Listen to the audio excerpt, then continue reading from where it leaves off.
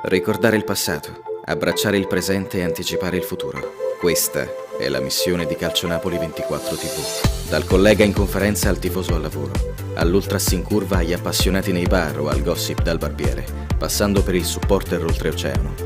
Aggregazione, gratis, live, sempre e ovunque. Calcio Napoli 24 TV sarà la prima community mondiale che supera le barriere geografiche e i confini del web. Un progetto completamente dedicato ad una squadra di calcio H24, perché la fame di sapere non dorme mai. Affidabilità, competenza e velocità. Saremo sempre al tuo fianco, su PC, device mobile e in TV. Saremo il tuo buongiorno prima del caffè e la buonanotte prima di sognare le vittorie della tua squadra del cuore. Prenderemo per mano la squadra accompagnandola in casa o in trasferta, nella gioia delle vittorie o nel passo falso delle sconfitte, al di là del risultato. Calcio Napoli 24 TV, mai più senza.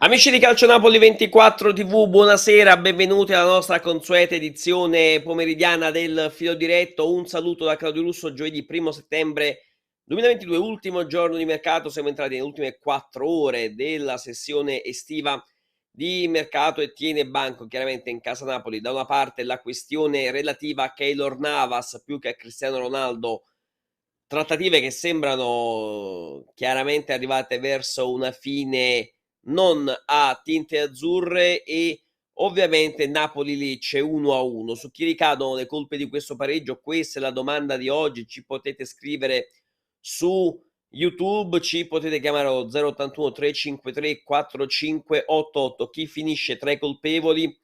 Chiaramente lo chiediamo a voi, che ci potete chiamare al telefono con il nostro Biagio Barone in cabina di regia.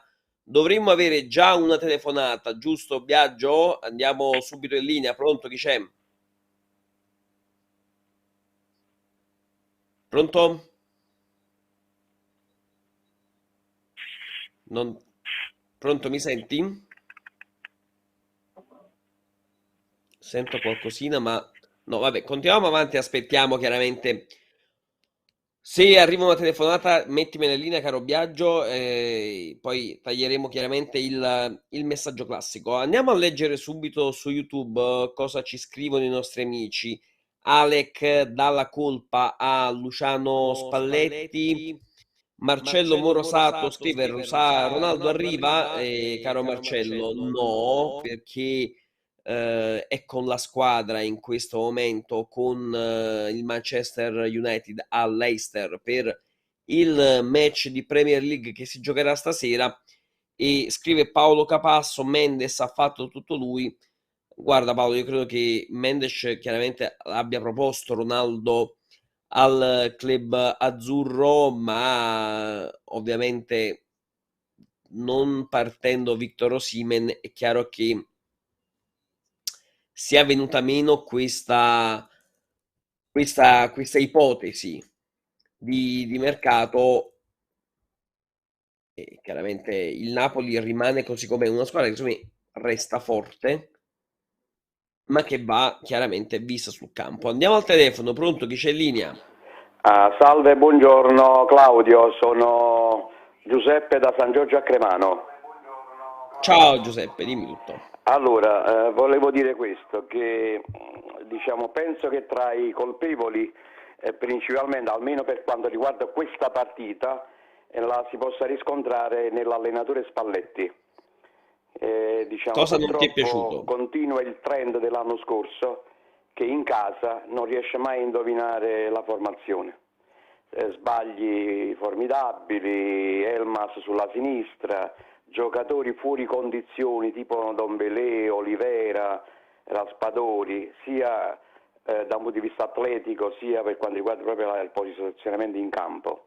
E poi io trovo anche assurdo che se tu hai fatto un ritiro eccezionale sia a Di Mario che a Castel di Sangro, puntando sempre sul 4-3-3, ma per quale motivo poi automaticamente cambia all'improvviso con giocatori che ancora devono ambientarsi a Napoli, ancora devono i sistemi di allenamento eccetera, passi al 4-2-3-1.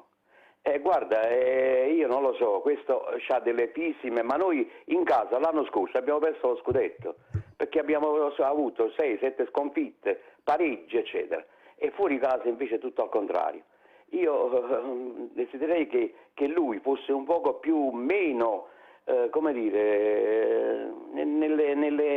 nelle proprie decisioni, un poco più riflessivo, perché Selma Guarda, però dice, Giuseppe, sì, ti rispondo un attimo, poi ti lascio concludere.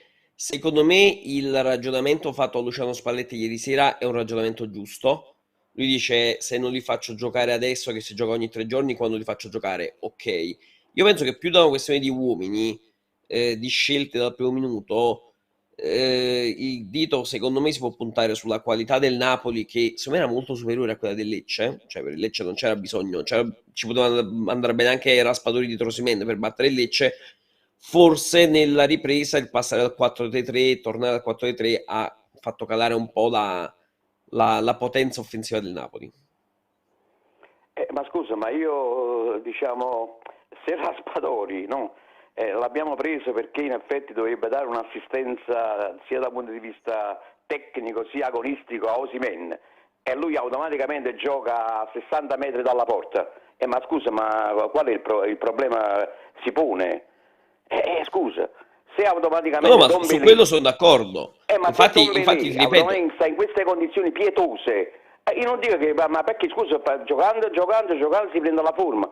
Lui sta in condizioni pietose, ha fatto un rigore che neanche un ragazzo di Serie C l'avrebbe fatto, Di Francesco usciva fuori dall'area, lui da dietro piglia lo tampone e fa il rigore. vero, Voglio dire, ma verissimo. rimaniamo solo a quel poveraccio di Anguissà. E perché poi lo vogliamo Anguissà? Diciamo, parliamoci, Dombelé La ha preso questione... 4 su tutti i giornali, Guarda, Spalletti su 4 questo su sono tutti i d'accordo, giornali, Io sono Olivera non d'accordo è sul secondo fatto me che... neanche...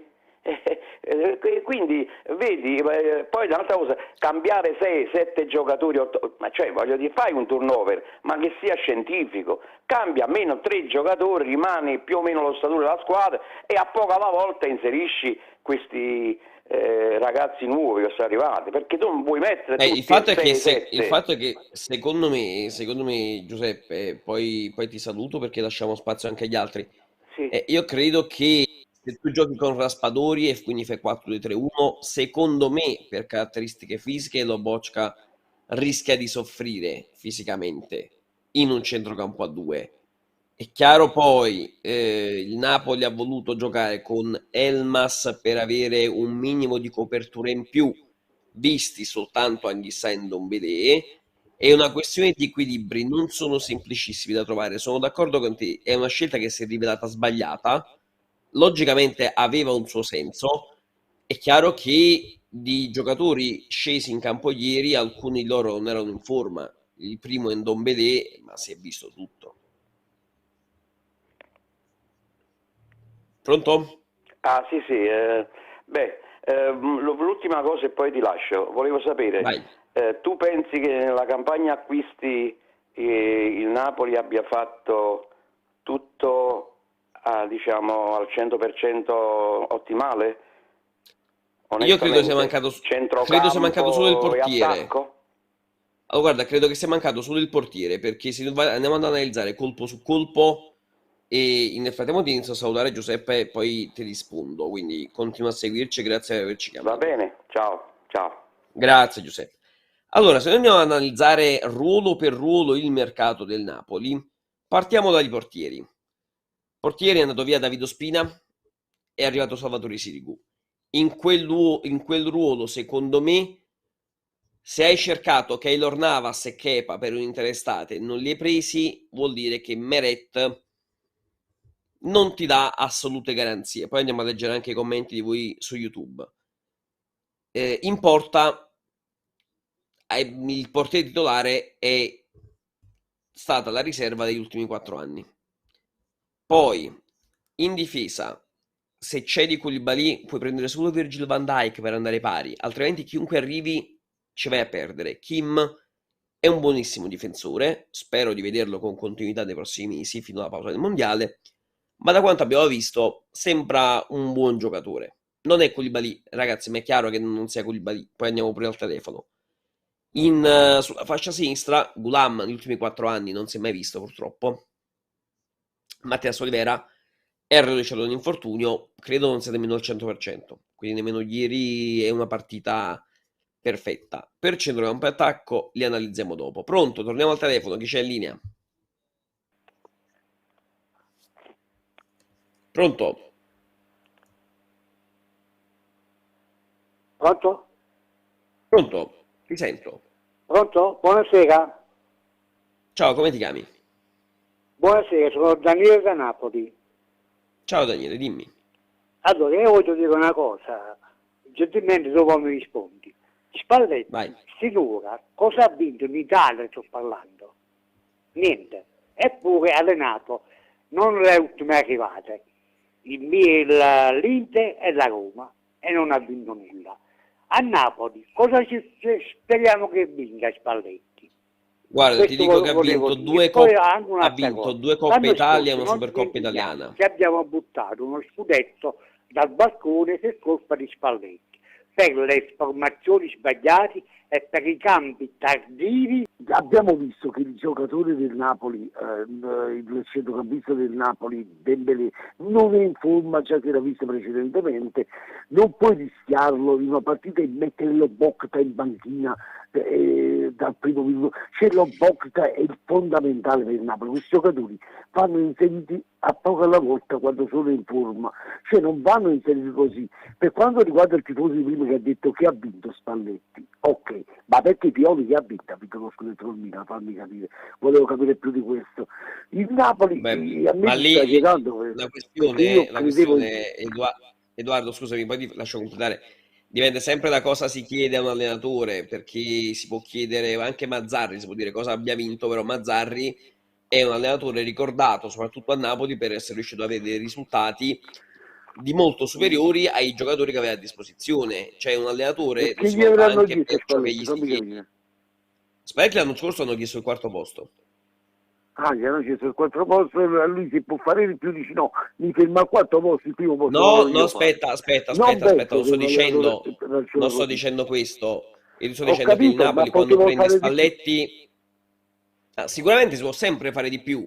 Però dico, se a un allenatore, se a ecco. me chiedono di fare un'ora di filo diretto e io la faccio, ho fatto quello per cui quello che Ma mi è ti stato dico una chiesto di cosa, fare. ieri ho chiamato, c'era Cito, ho detto, tutti dicevano il Napoli vince 4-0, ho detto attenzione, questa è una partita trappola, il Napoli deve sudare se la vince, l'ho detto io, perché quando sta bene che c'è una partita di Champions oppure il Napoli, qualcuno ci aveva la testa, secondo me già ce l'ha alla Champions, e poi cambiare tutti questi giocatori all'improvviso, perché poi nella formazione fino a un'ora prima della partita nessuno si aspettava questa formazione come credo, c'è il modulo sì, ma cambiare di volta addirittura da mettere. Allora Dembélé può giocare benissimo, è un grande calciatore, come sono, però Dembélé deve giocare quando sta bene, ma finché non sta bene deve giocare lo Bocca, specialmente che abbiamo Dembélé fortunato e quindi Napoli deve. Allora, Spalletti non lo so, come li vedi questi calciatori? Eppure li allena lui. Ma la questione, Edoardo, sai qual è? È che si gioca sabato, Magari ieri Ho se capito. gioca Lobotka e alla prossima Lobotka non è al 100%, gioca Ndombele. È chiaro che Ma io penso in che una anche partita... ieri erano 3 punti in palio, non solo sabato. Sicuramente, no, sono Dovevo- d'accordo. Quello che ti dico io è che se gioca ieri Lobotka magari contro la Lazio gioca Ndombele. Guarda che questo Cioè, era se un non era campanello questa di era la allarme, prossima. già con la Fiorentina non era un Napoli lucido, come le prime 2 Ma partite, scusa, già si vedeva che non era un il Napoli lucido. La Fiorentina ieri ha perso 1-0 a Udine, la Fiorentina non ha fatto, in fase di alternativo non riesce nemmeno a segnare più, su 2-3 partite non so quante che non segna. Il Napoli deve avere il coraggio, quello che Spalletti non ha. Ieri Osimhen, io ho visto Osimhen, io lo cacciavo fuori, facevo giocare Simeone, per me Osimhen a me piace ma è sopravvalutato per me. Cioè, sta in certe partite che ti tuffa a terra, mi sembra che sta in piscina invece di stare in campo, ma che stiamo aspettando qua? Osimhen. Io facevo giocare Ti posso dire che spalle alla porta ha poco senso. Spalle alla porta ha Fallo poco alla senso. porta non Cioè, può giocare Osimhen, non sto d'accordo, però Raspadori va visto più vicino a Osimhen, no 30 metri dietro a Osimhen come ha giocato ieri. Questo Spalletti lo deve vedere lui, non io da casa, capito? Comunque ti ringrazio e lascio lo spazio agli altri e spero che con la Lazio sarà diversa, anche se torneranno di nuovo a 4-3-3, perché con questo modulo si deve fare ma con la squadra in condizione, così non si può giocare, ok? vedremo, caro Edoardo, vedremo. Grazie per averci chiamato, continua a seguirci. Nel frattempo, chiaramente, state guardando gli highlights delle amichevoli estive del Napoli. C'era Adam Unas. Vi possiamo dire che Adam Unas è a un passo dalla firma con il Lille. È già in Francia il calciatore, visite mediche a Parigi e poi in serata dovrà arrivare l'annuncio ufficiale. Dovrebbe essere un affare a titolo definitivo di circa 4 milioni di euro tra bonus e parte fissa. Anche Giuseppe Ambrosino, che aveva segnato contro la Juve Stabia, prestito al Como. Anche qui si stanno definendo gli ultimi dettagli dell'affare. Andiamo a leggere un po' quello che ci scrivete su YouTube, che ad esempio Albert scrive: i nuovi calciatori devono ambientarsi, ma non è neanche giusto perdere questi punti perché alla fine li pagheremo. Siamo scesi di livello. Poi sul gol la difesa non doveva dare tempo a Colombo di calciare in porta, Koulibaly sarebbe uscito dall'area di rigore per impedirglielo. Caro Albert, non penso che siamo scesi di livello e ti dico che a centrocampo per un 4-3-3, per un 4-2-3-1, secondo me Ndombele nella costruzione del gioco delle coppie è più funzionale di Fabian, non più forte, più funzionale, perché è un alter ego di Anghissà che l'anno scorso non c'era. Chiaramente sta a Spalletti e allo staff metterli nelle migliori condizioni possibili. Torniamo al telefono, pronto? Chi c'è in linea? Ciao Claudio, buonasera, sono Gennaro da Cerra. Ciao Gennaro, dimmi tutto.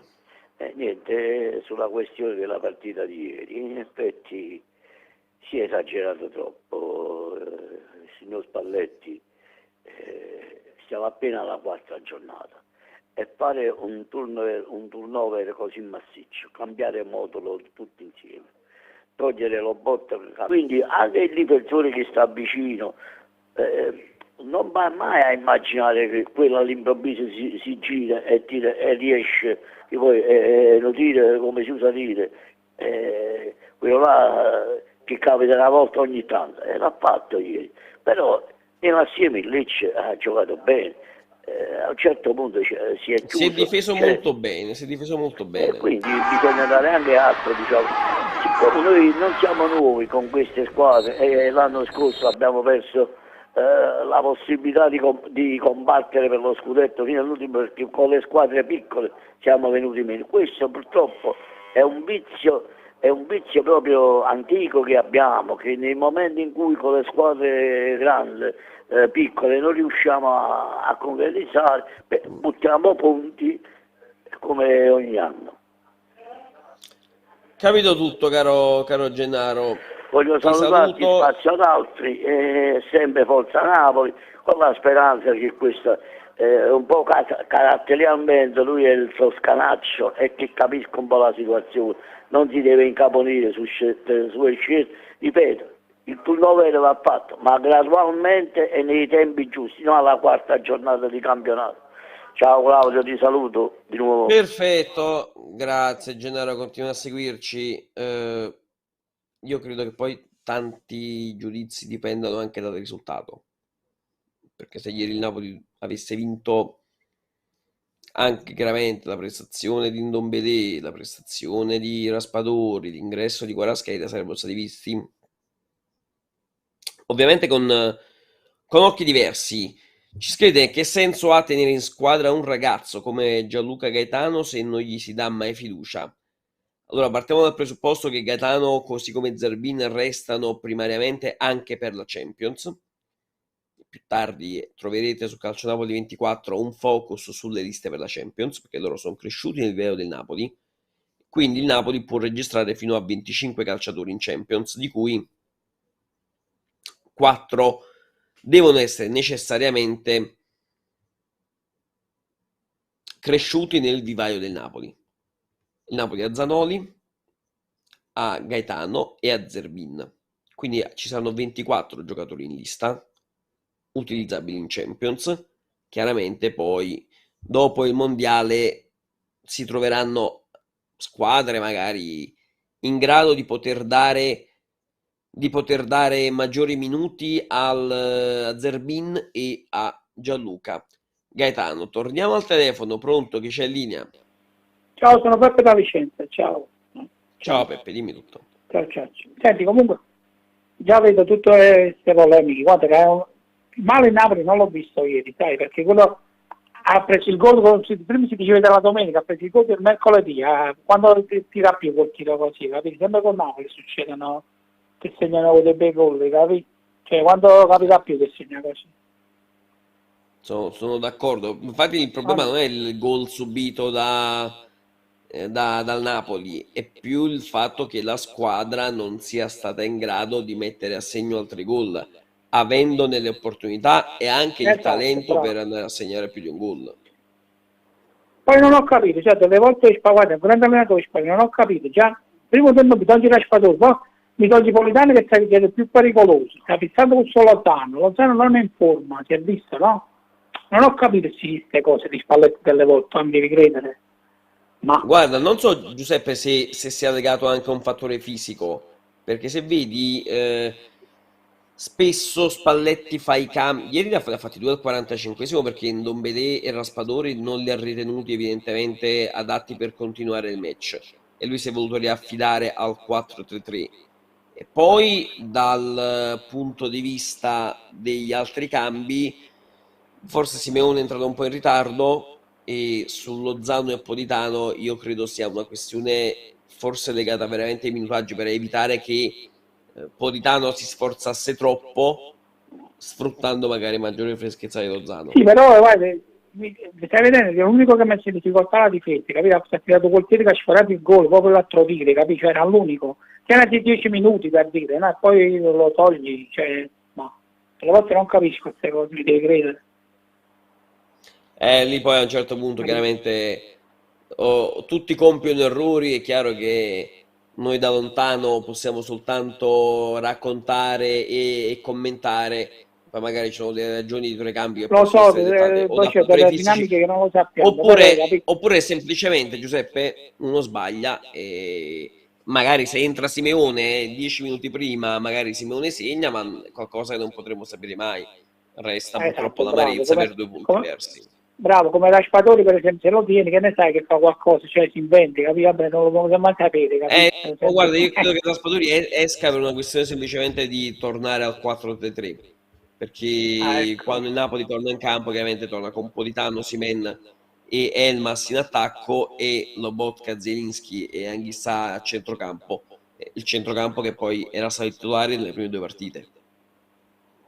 Come hai detto tu, però a me ne metti un po', cioè Simeone un po' primi, capito? Che ne sai che, vabbè dai, poi è andata così, ognuno...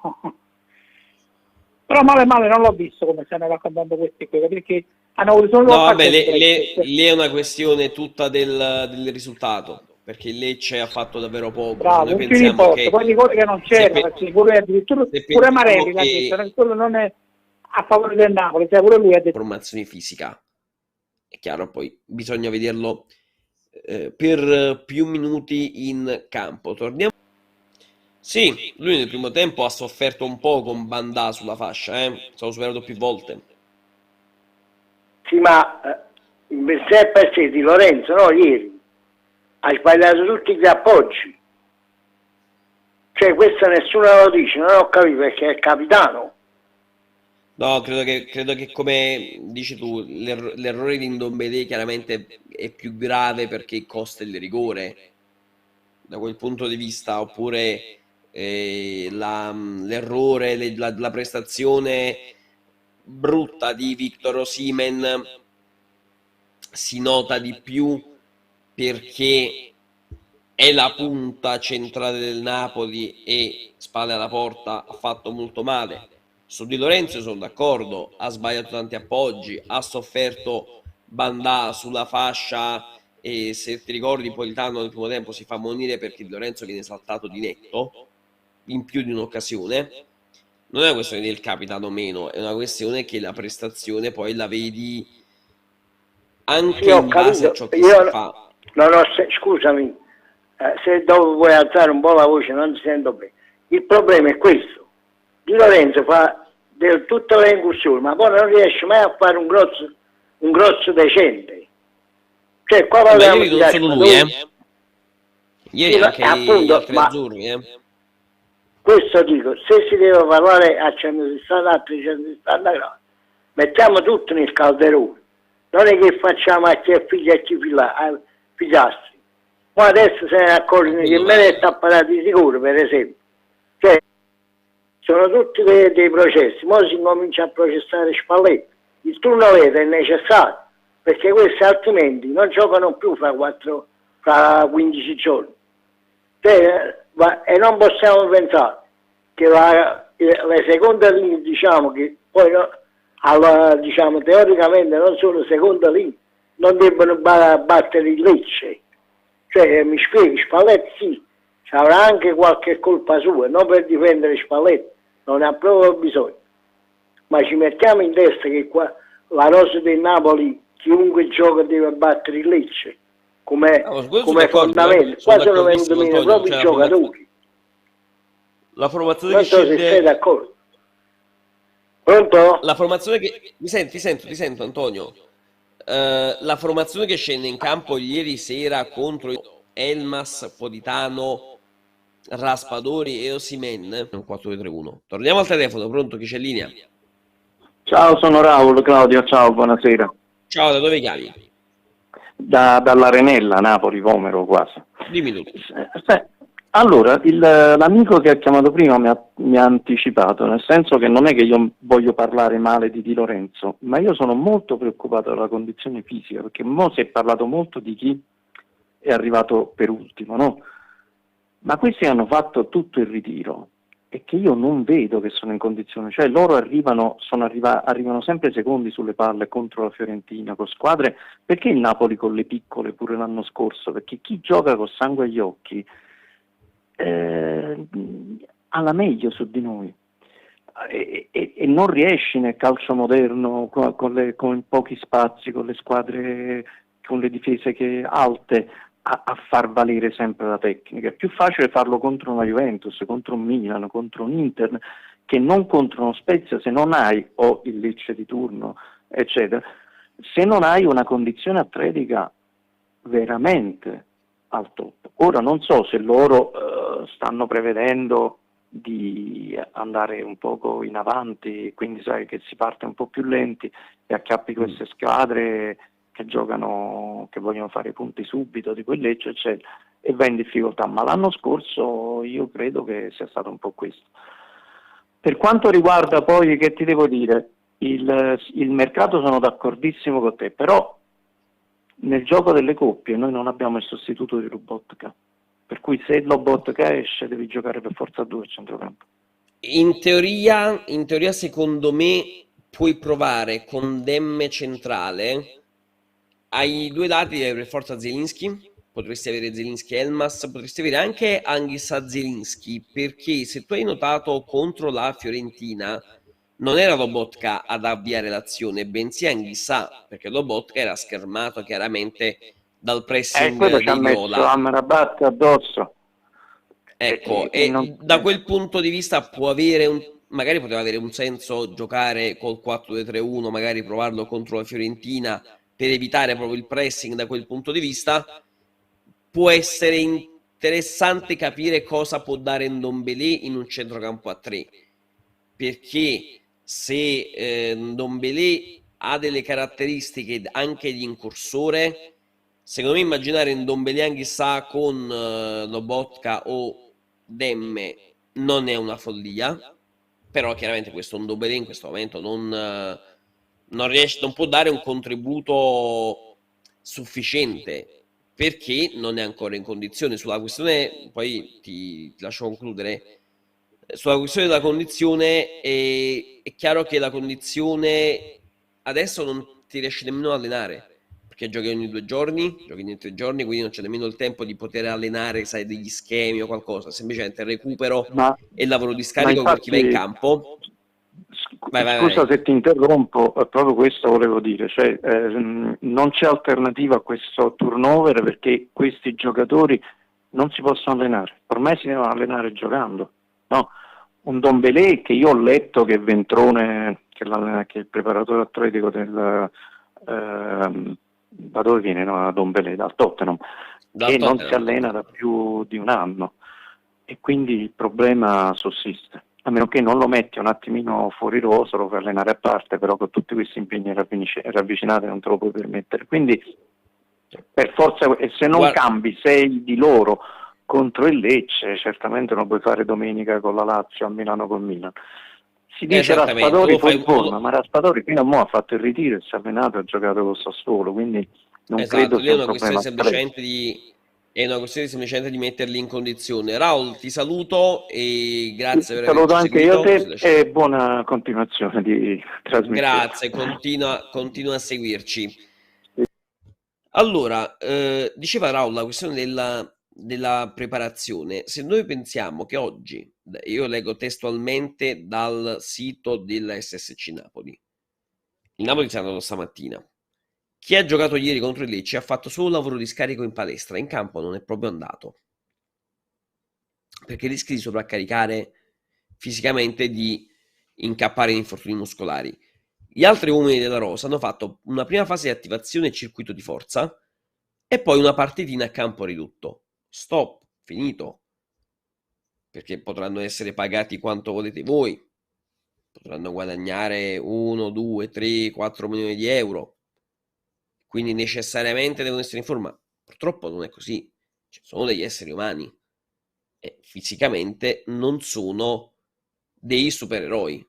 Punto. Bisogna capirlo. Torniamo al telefono. Pronto? Chi c'è in linea? Sì, pronto. Sono Luigi da Milano. Ciao Luigi, dimmi tutto. Ciao. No, io volevo più o meno rispondere al quesito di chi è la colpa. Per me... Vai. È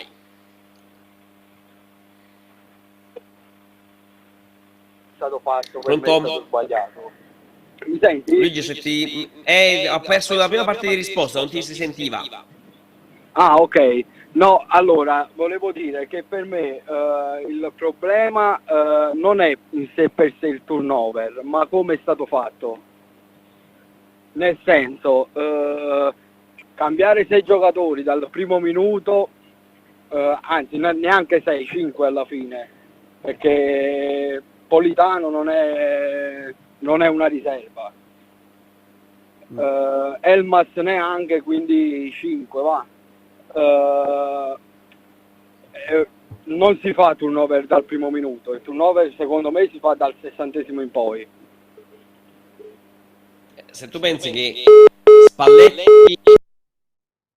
Luigi, penso che l'abbiamo perso. Sulla questione del turnover, Spalletti ha una sua teoria che ha raccontato anche già l'anno scorso anno, il fatto che con 5 cambi chiaramente hai 16 titolari, chi che magari gioca 30 minuti una partita ne gioca 60 la partita dopo. Il Napoli fa anche dei cambi da questo punto di vista dell'utilizzo. Però ripeto, non è una questione di uomini, perché se ieri il Napoli non fa segnare Colombo, perché magari la tira fuori, oppure concretizza un'altra azione, oggi non si parla del problema del Napoli, non si parla del turnover, non si parla di Spalletti, non si parla dei cambi, non si parla dell'errore di Ndombélé, non si parla di nulla, perché il Napoli vince. È chiaro che nel momento in cui il Napoli non vince, vai a capire anche il perché. Ieri, più che una questione atletica, secondo me il cinismo sotto porta è venuto a mancare, perché il Napoli non è riuscito a creare. Ad un certo punto il Napoli non riusciva a tirare in porta, non riusciva nemmeno a sfondare la linea centrale formata da Baschirotto, che ha il primo anno in Serie A, e Tuia, che in Serie A ci aveva giocato 27 partite con il Benevento 2 anni fa. Quindi la questione è di opacità offensiva, e poi soltanto dopo si può parlare delle scelte di Spalletti, secondo me, che potranno anche non essere piaciute a tanti di voi, nemmeno a me, anche se le ritenevo logiche. Chi è entrato in campo poi, Kvaratskhelia si è in campo un po' troppo, Simeone ha avuto troppi pochi minuti, forse Osimhen poteva anche uscire prima, ma è difficile proprio togliere Victor Osimhen dal campo per quello che potenzialmente può fare. Emanuele scrive: parliamo di calciomercato. Beh, caro Emanuele, è chiaro che il Napoli, a parte vi chiedo un voto al mercato del Napoli, cosa ne pensate? Secondo me è molto buono, e nessuno dica il Napoli non ha voluto prendere Ronaldo, perché se la trattativa per prendere Ronaldo era legata a Victor Osimhen, il Napoli ha aspettato un'offerta. Questa offerta, se non si è mai palesata, l'idea Ronaldo è rimasta in un limbo. Per quanto riguarda Keylor Navas, l'unica cosa che mi sento di dire molto semplicemente, se il Napoli davvero voleva un portiere e ha cercato prima Kepa e poi Navas, non esistono due portieri in tutta Europa. Quindi se il Napoli voleva un portiere, ne poteva trovare altri. Tutto qui. Torniamo al telefono. Pronto? Chi c'è in linea? Ciao, sono Antonio da Bosco Reale. Ciao Antonio, dimmi tutto. No, niente, volevo dire solo che il Napoli ha pareggiato la partita perché il primo tempo ha regalato un primo tempo a Lecce, però ci stavano ancora 55 minuti nella ripresa. Il tiro di Politano, quello che ci ha fatto pareggiare è stata la disattenzione dei centrocampisti quando il giocatore del Lecce ha stoppato la palla, l'hanno fatto girare e poi l'hanno fatto prendere la mira e l'hanno fatto segnare. Là si deve chiudere il calciatore. E poi nel secondo tempo il tiro di Politano che è uscito di niente e lo sbaglio di Osimhen. Questo, se no, adesso stavamo parlando di un'altra partita. Però il signor Spalletti ci ha abituato sempre che fa questi esperimenti che non vanno bene nel Napoli, perché non puoi passare da un 4-3-3 a un 4-3-2-1 all'improvviso. Le cose si devono fare con calma, questo volevo dire. Però se il tiro di Politano, che è uscito di un niente, e il colpo di testa di Osimhen solo vicino alla porta, l'ha messo fuori, andavano dentro, stavamo parlando di un altro Napoli. Questo volevo dire. Così come il colpo di testa di Lozano a Firenze, per carità. È una questione di saper sfruttare i momenti. Perché il gioco del calcio è di occasione, perché queste squadre che vengono a giocare a Napoli ti danno 3 o 4 occasioni, se tu non li sfrutti pareggi o addirittura la perdi. Questo volevo dire. Sono d'accordo con te, Caranto, sono d'accordo. Bisogna fare più attenzione sotto porta quando dobbiamo incontrare queste squadre. Questo qua è un atteggiamento questa è la realtà della partita. Perché se Osimhen non l'ha mai sbagliati quei colpi di testa, Osimhen, non so come ha fatto a sbagliare quel colpo di testa, non lo so, è più difficile sbagliare che segnare là. Sei d'accordo con me tu? Volevo sapere cosa ne pensi. No, purtroppo è andata male, è una questione di saper sfruttare quante più occasioni possibili. Da un punto di vista offensivo è chiaro che il Napoli è riuscito a creare poco e quel poco che ha creato non è riuscito a sfruttarlo, se non per il gol in ripartenza di Elmas su assist di Matteo Politano. Vi stavamo chiedendo un po' i voti del mercato del Napoli, Giovanni da un 7, Lì da un 7,5, Emanuele tra 7 e 7,5. Diciamo che è un mercato da voto alto, ripeto, è un mercato da voto alto, è un mercato a cui manca il portiere considerando ciò che è successo durante l'estate, perché Meret è un portiere che va a scadenza, secondo me è uno dei 3 vincitori di questo mercato, assieme a De Laurentiis e Giuntoli.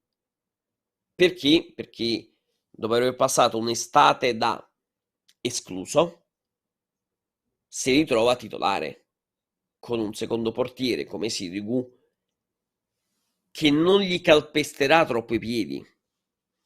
Anzi, io mi aspetto che il Napoli, se dovesse poi chiudere il rinnovo di Meret, faccia una conferenza stampa con Meret, con Giuntoli, con Spalletti, con De Laurentiis, non so, o quantomeno ci sono delle dichiarazioni forti in cui si dica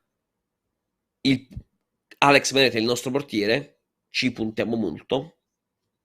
Uno ricorderà cosa è successo poi durante l'estate, almeno per dare un segnale all'ambiente, perché altrimenti Meret ogni partita, ieri ha parato un calcio di rigore molto bene, altrimenti rischia di essere visto sempre con quel dubbio in più che non fa bene a lui, non fa bene all'ambiente Napoli e non fa bene alla squadra. Torniamo al telefono, pronto, chi c'è in linea? Ciao Claudio, sono Pasquale. Ciao Pasquale, dimmi. Ciao. Senti, chi finisce tra i colpevoli? Beh, io dico sempre che il numero 1 è Spalletti, perché sta facendo delle cavolate enormi. Io vorrei farti una domanda, Claudio. Vai. Ma secondo te Raspadori nel Sassuolo che ruolo aveva? Beh, Raspadori nel Sassuolo me lo ricordo quando giocava 3-4-3. Allora, se il centravanti era Scamacca, scusami, se lui giocava o un po' dietro di lui o un po' al suo lato. Aspetta un attimo, allora, se il centravanti era Scamacca e alla destra giocava Berardi, quindi a sinistra giocava Raspadori. Ma come ci passi per capacchissa di mettere Elmas, perché lo sta distruggendo quel ragazzo? Quello non è il suo ruolo. Per me, in continuazione, metterlo in campo senza dargli il proprio ruolo. In più, è normale con i cambi che ha fatto ieri, è stato i cambi, no, proprio da come è iniziata la partita, che è stata proprio orribile il Napoli. Orribile. Poi, Osimhen, ma ci può dare una palla in profondità o no? Niente. Ecco, il problema lì è che Pasquale, il Napoli non riesce a dare un pallone in profondità, anche perché il Lecce non glielo danno un pallone in profondità raso ma anche perché ma tu è Baschirotto, il Lecce ha aspettato il Napoli. Nel primo tempo i due giocatori che hanno toccato più palloni erano i due centrali, perché? Perché avevano la libertà di arrivare fino alla linea di metà campo, e quando arrivi alla linea di metà campo con il possesso del pallone tu hai la squadra schierata davanti, un pallone in profondità non può mai partire. Non ce l'aveva, benissimo. E allora, ma esiste solo il Napoli per segnare? No, assolutamente no. Il problema è che giocare una confusione, poi è lento il Napoli, per favore, noi diamo tutta l'opportunità agli avversari di arretrare, di marcare, e non c'è spazio, è normale. Ci becchiamo un po' il gioco e vediamo un po' come va a finire. E casa a Fiorentini si è fatto mettere sotto, perché a parte che l'occasione l'ha avuta in Napoli, però ha giocato la Fiorentina. E ben o Lecce a Napoli e ben a comandare. No, questo non l'accetto. Ti saluto. Vabbè, Lecce però non è venuto a comandare a Napoli. Comandare, no, ma la squadra di Serie B che viene a fare quella partita, bro. No, il primo tempo specialmente è stato orribile un anno, guarda, è orribile proprio il modo di giocare in quella guarda, io penso che il Lecce abbia sfruttato la seconda parte del primo tempo, dopo il gol del Napoli. Il Lecce Ma, ha alzato ma la un Lecce testa andava ed è nel Napoli, simpatico. andava 4-5 pallone, Claudio. Ma questo, Pasquale, però questo è un problema del Napoli, non del Lecce. Ah, Cioè il Napoli, ma io infatti, la dico, il colpa del Napoli problema è è quello di del avere... Napoli. Io sto dando la colpa a Spalletti. Ha sbagliato a mettere la formazione a mezzo campo, a fare i 5 cambi, 4 cambi sono, turnover. A me sta facendo errori sopra errori. Volevo dire solo questo. Ti auguro una buona serata. Ciao Claudio. Ciao. Grazie Pasquale, continua a seguirci. E insomma, chiaramente, come valutate il mercato del Napoli?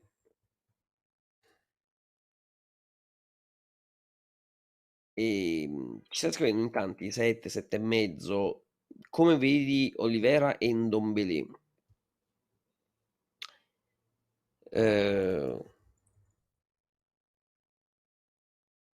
Mattias Olivera non è ancora al 100%. Ndombele credo abbia bisogno di qualche settimana di tempo, perché da un punto di vista fisico si vede che è ancora in ritardo di condizione.